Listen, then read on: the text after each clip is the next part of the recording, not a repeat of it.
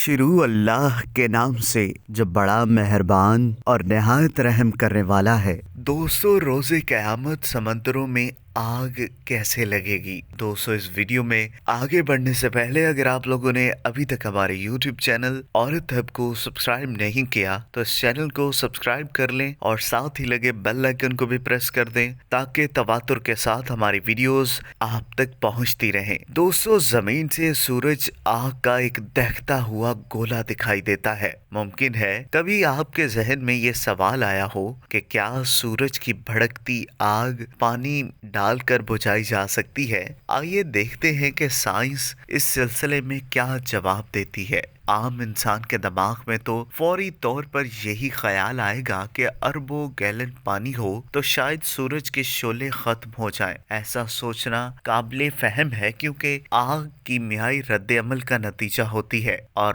Oxygen ملنے کے نتیجے میں بھڑکتی ہے۔ اس پر پانی ڈال کر آکسیجن ختم کرنے کی کوشش ہوتی ہے تاکہ اس کی شدت میں کمی آ سکے، لیکن خلا میں تو آکسیجن ہوتی ہی نہیں، تو پھر وہاں پانی کیا کام کرے گا؟ شاید آپ کے لیے یہ بات حیران کن ہو کہ سورج دیکھنے میں تو آگ سے بنا ہوا ہے، مگر یہ وہ آگ نہیں جو ہم زمین پر دیکھتے ہیں، بلکہ یہ آگ جوہری کے نتیجے میں بھڑکتی ہے جسے نیوکلیئر فیوژن کہا جاتا ہے۔ اس کو پیدا ہونے کے لیے آکسیجن کی ضرورت نہیں ہوتی، لہٰذا سورج پر پانی ڈالا گیا تو آگ میں کمی آنے کی بجائے الٹا رد عمل ہوگا اور وہ زیادہ بھڑک جائے گی۔ وجہ یہ ہے کہ پانی کی شکل میں ہم سورج کو زیادہ ہائیڈروجن فراہم کر دیں گے جو جوہری فیوژن کا ایندھن بنتی ہے، نتیجے میں وہ زیادہ بھڑک کر روشن ہو جائے گا۔ دوستو، اگر آپ کو یہ ویڈیو پسند آئی ہو تو اس ویڈیو کو لائک کریں، کمنٹ کریں اور ہاں، جاتے جاتے ہمارے یوٹیوب چینل عورت ہب کو سبسکرائب کرنا مت بھولیے گا۔